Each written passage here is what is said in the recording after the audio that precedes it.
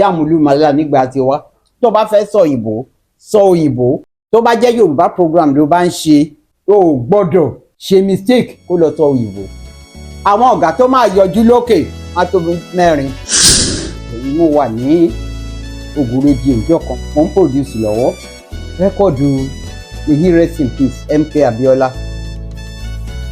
mo wá lọ ṣe mistake mo wá lọ mú mo lò ó nígbà wọn olóògùn tó wà lórí ìjọba ń gbà yẹn bí mo ṣe lo rẹ́kọ̀dù yẹn tán báyìí fàìdà bàbá yọjú lójú wíńdò bàbá Ládìsá ẹ pé ìyá tó ń bọ̀ yẹn fún mi mo dẹ̀ dé rẹ́kọ̀dù tó lóyìn ní ìsìn yẹn lọ mú wá ní mo sọ́rí sà yìí bá sọ̀rọ̀ ó ní bó bá dìjọ́ mi tó bá rántí tó ń ṣe fún ẹ wà á máa wo rẹ́kọ̀dù dáadáa kó tó lò bàbá suspend ní ọ̀sẹ̀ 4. ọ̀sẹ̀ 4 ó ti ẹ̀ ṣiṣẹ́ lójí TV. ẹ tó ṣiṣẹ́ lójí TV. mo ṣiṣẹ́ lójí TV mo ṣiṣẹ́ ní NTA. bẹ́ẹ̀ ni mo sọ ara owó dé èrò ọdẹ dá Abẹ́òkúta South mo ti kọ́kọ́ bẹ̀rẹ̀ mo kúrò ń bẹ̀ mo lọ sí ọdẹ dá mi ò gbàgbé orúkọ chairman tó wà níbẹ̀ ńgbà yẹn wà lọ bá wọn fún gbogbo nǹkan tá à ń ṣe ní ọdẹ dá wa local government wa ẹ jẹ́ ká gbé sáyé kàn bá wà rí káyé mọ̀ nǹkan à ń ṣe nǹkan dáadáa bí wọ́n dẹ̀ gbà sí mi lẹ́nu wọ́n sponsor ẹ̀ every weekend máa lọ síbẹ̀ a lọ gba inputs pé kí la máa sọ lọ́sẹ̀ yìí kí la máa ṣe lọ́sẹ̀ yìí láti fi showcase nǹkan tó ń ṣe ní local government. ṣé ká sọ pé ẹ̀yin lẹ create ètò yẹn ni. èmi ni mo create ẹ̀.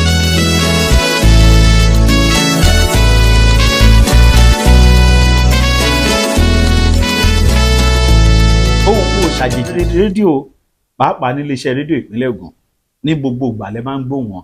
Òdù ni mí kì í ṣàìmọ̀ fòlókò ìyá Táyé ìyá Kẹ́hìndé lábúlé wa Owódé gbayì Ọ̀dẹ́dá gbayì ará Owódé èrò ọba fẹ́. orúkọ mi ni Chief Mrs. Bola Okanlawon kò pé méjì ẹyẹ méjì kì í jàṣà. báwo lẹ ṣe dé iléeṣẹ́ rédíò ìpínlẹ̀ Ògùn. iṣẹ́ tíṣà ni mo kọ́ mo dẹ̀ gba certificate nígbà tí mo ti ń ṣiṣẹ́ tíṣà òun ni iṣẹ́ rédíò tí mo ń ṣe mo kọ́kọ́ bẹ̀rẹ̀ ní ìmọ̀ NBC kò tẹ́ mi lọ́rùn mo tún kúrò ń bẹ̀ nígbà tí mo wá gbọ́ṣẹ́ Ogun rédíò tí wọ́n sọ pé wọ́n kó rédíò station kan dé o wọ́n máa ṣí ní Joe 5 I was there àwa ni pioneer mo wà níbẹ̀ ọmọ mi wà níbẹ̀ mo jẹ́ kan nínú àwọn tó kọ́kọ́ ṣe program sórí Ogun rédíò ọmọ níbẹ̀. lọ́dún yẹn. 1976. which Lọlá Ṣófòdù òun ni moderator wa ń gbà yìí. wow. Àdìsá Balógun òun ni GM òun ni ọ̀gá wa ń gbà yẹn. 1976. bẹ́ẹ̀ ni mo sọ. wow. ask from anywhere. wow. torí kó ti wù mí lọ́kàn ni. pé kí n máa sọ̀rọ̀ kàn máa gbọ́ ó ti wù mí kí n jẹ́ fi èdè àbínibí wa kí n fi sọ. ǹjẹ́ ẹ rántí díẹ̀ lára àwọn tẹjọ́ ń ṣiṣẹ́ lásìkò yẹn mà. ọ̀gá wa Àdìsá Balógun assistant manager kì í ṣe pé òun ni kíní o for Yorùbá program.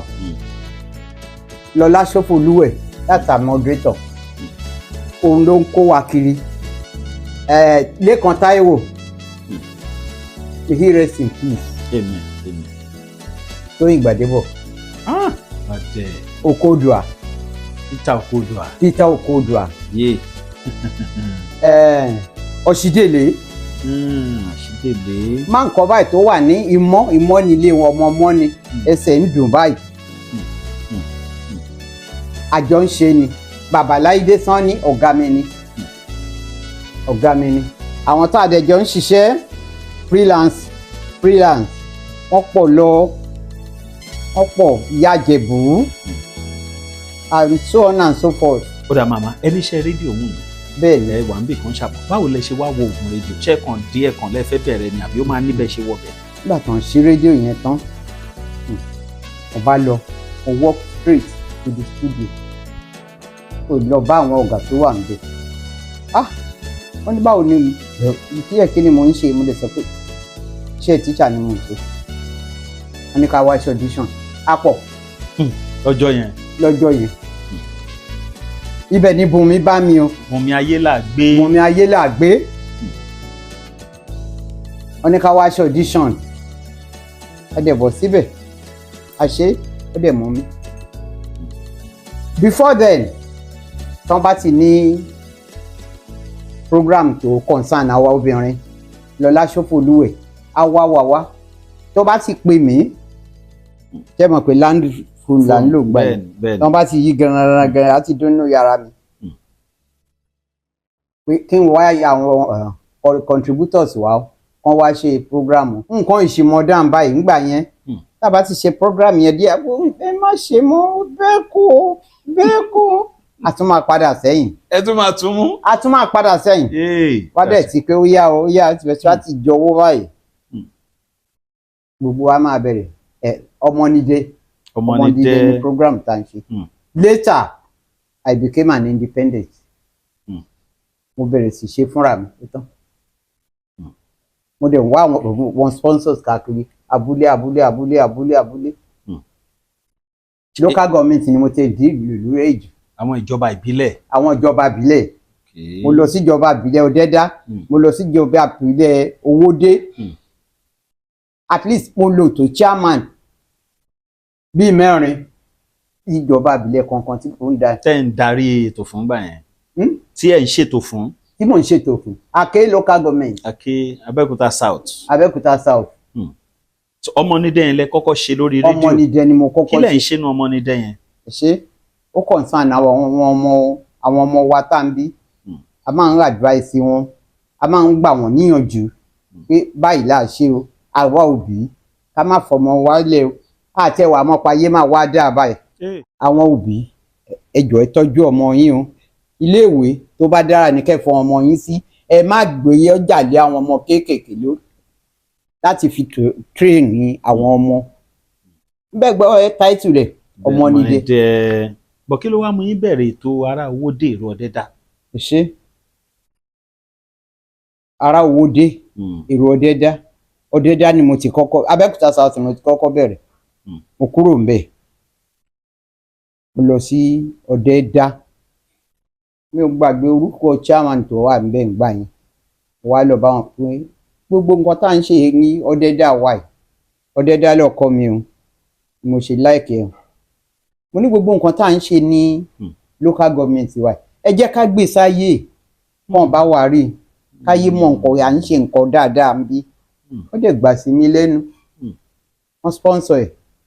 Every weekend máa lọ síbẹ̀ máa lọ gba input pé kí la máa sọ lọ́sẹ̀ yìí, kí la máa ṣe lọ́sẹ̀ yìí láti fi showcase nǹkan tó ń ṣe ní local government. Ṣé ká sọ pé ẹ̀yin lẹ create ètò yẹn ni? Èmi ni mo create ẹ̀. Bá ń ṣe program local government.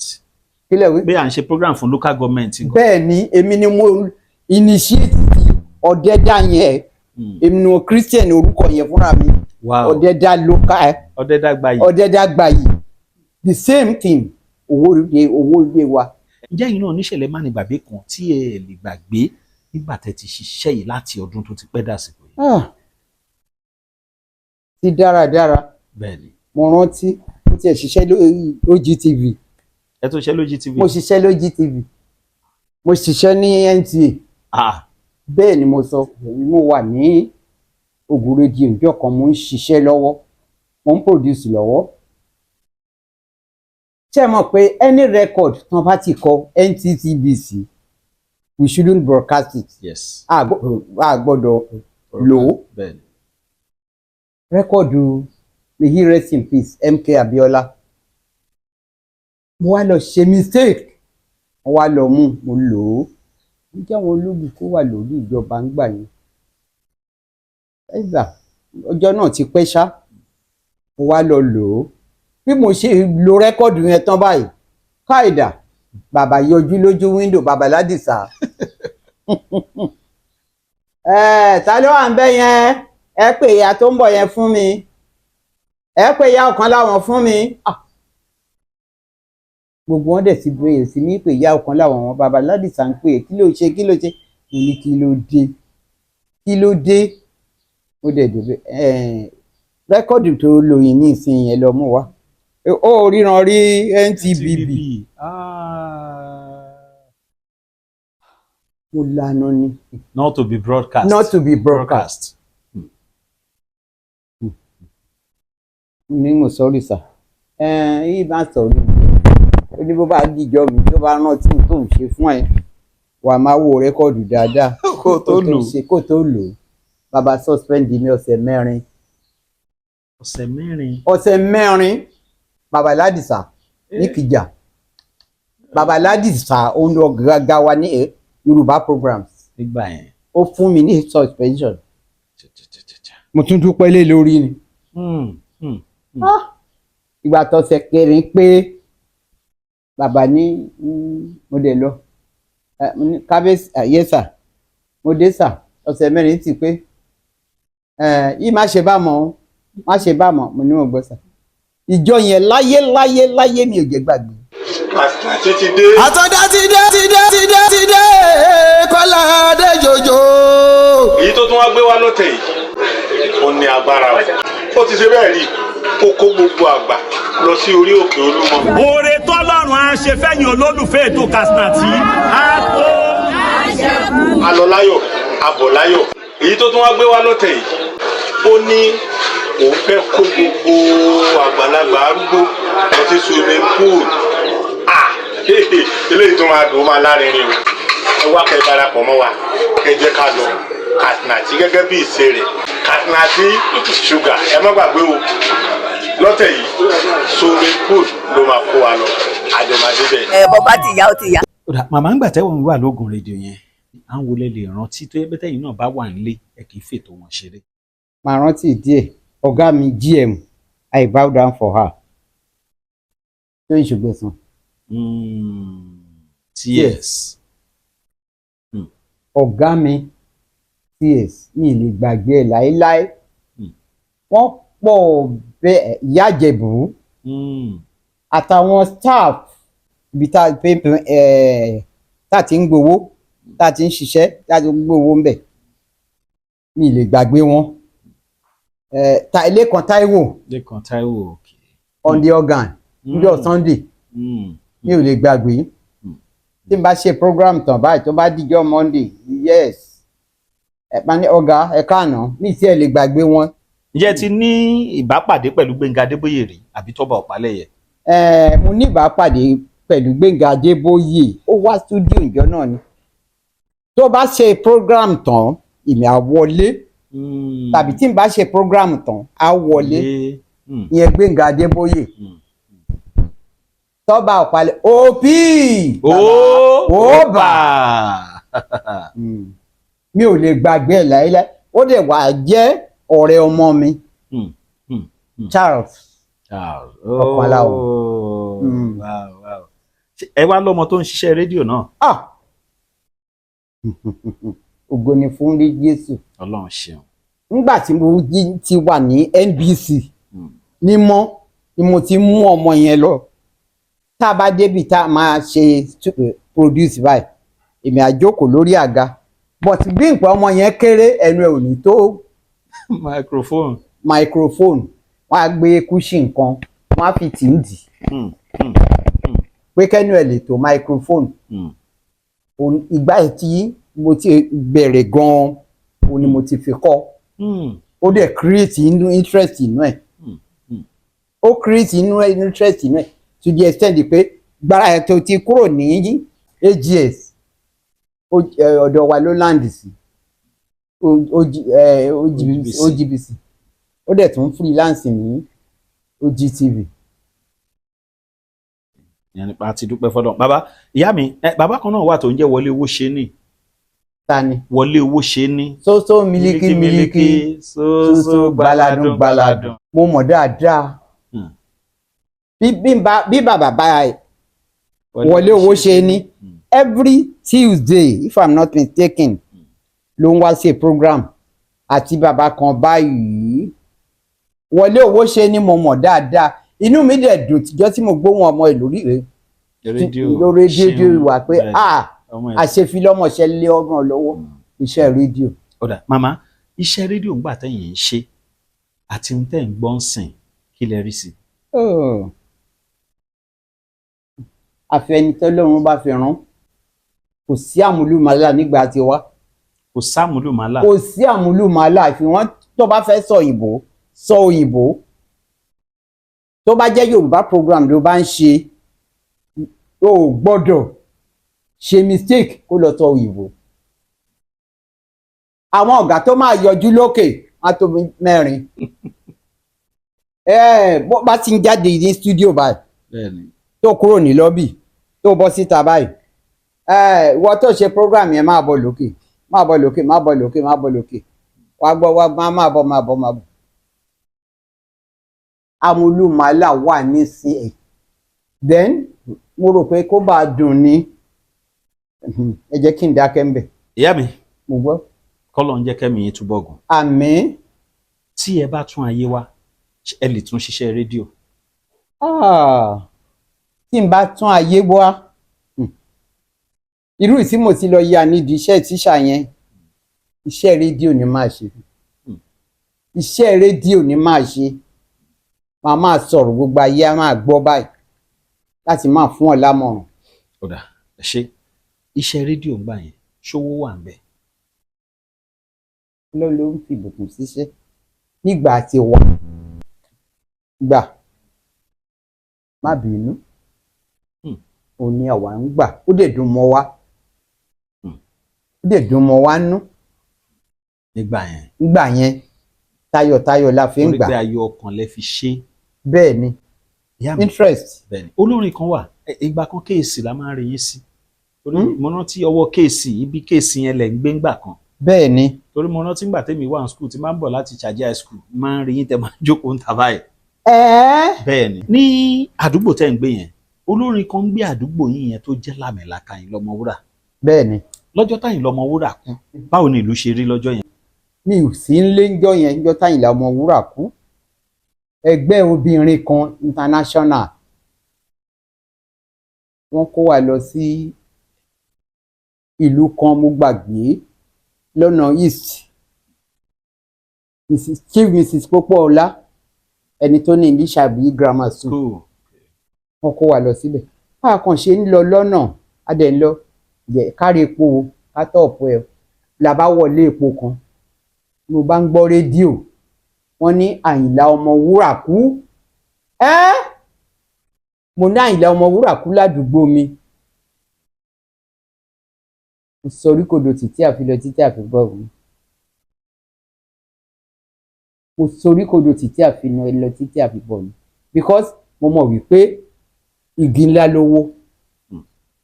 Igi ńlá lówó. Kò síbi tán lè gbóhùn Àyìnlá Ọmọwúrà kọ́ má bójú ẹ̀. Ẹ ṣe gan màmá wa.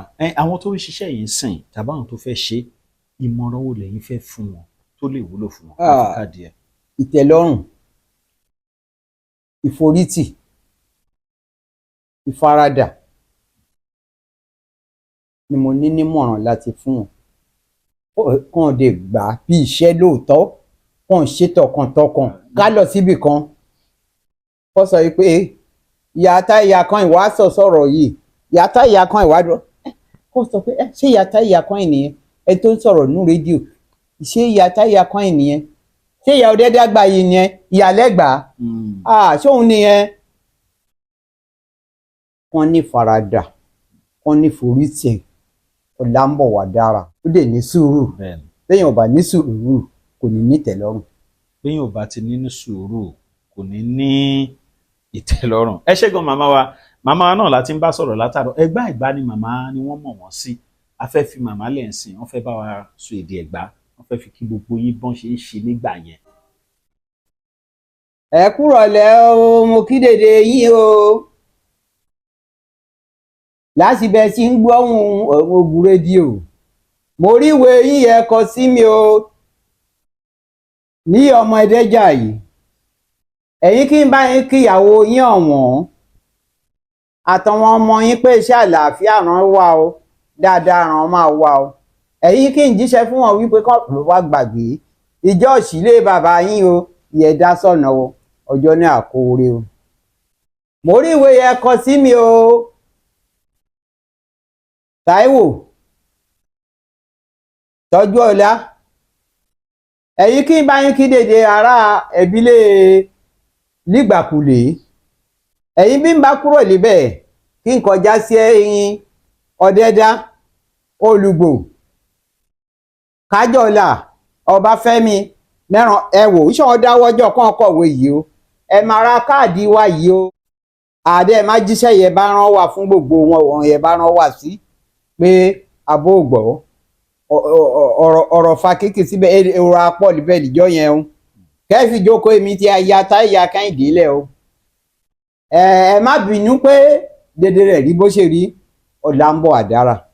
ẹ ṣé gan ìyá mi ìyá Táyé ìyá Kẹ́hìndé gbogbo ẹ̀yin tẹ́ tí ń wò wá látàárọ̀ màmá náà ni ẹ ti ń gbádùn yẹn tí wọ́n ti sọ ìrírí wọn fún wa a sì ń ṣe ládùúrà pé mi yá túbọ̀ gùn fún wa màmá àṣẹ lágbára Ọlọ́run ká wá sọ pé àwọn kan ti rí yín ti pẹ́ bóyá náà tó ti gbọ́ ètò yín ti pẹ́ ẹ lè fún wọn lẹ́rọ ìbánisọ̀rọ̀ yín bóyá láwọn kan tó fẹ́ kí yín àbí. 070 66 59 71 42 ẹ̀rọ ìbánisọ̀rọ̀ tẹ́lẹ̀ pé màmá sí náà ló wà lójú ọmọ màwòrán yìí ẹ ṣé fún màmá ẹ̀mí àtúbọ̀gùn fún wa àjọṣe wa kò ní bàjẹ́ àjọṣe pẹ́pẹ́pẹ́ á dára fún wa ìlú Ẹ̀gbá kò ní bàjẹ́ Ogun State kò ní bàjẹ́ Nàìjíríà kò ní bàjẹ́ ayé wa o. ìròyìn ayọ̀ rèé fún gbogbo ẹni tó wà ní London àtàgbègbè ẹ̀. Arahim Afro-Caribbean Cash and Carry, import and export of African foods, also help to pay school fee in UK for Nigeria with money transfer to UK and back to Nigeria. Arahim Afro-Caribbean Cash and Carry wà ní Rayham Excess RM 139YS Up Minister Road, South Rayham, London. Gbogbo èyí tẹ́ wà ní London pátá ó yá ẹ nìṣó lọ́dọ̀ Arahim Afro-Caribbean Cash and Carry. Ibẹ̀ gangan ìfọ̀kànbalẹ̀ wà.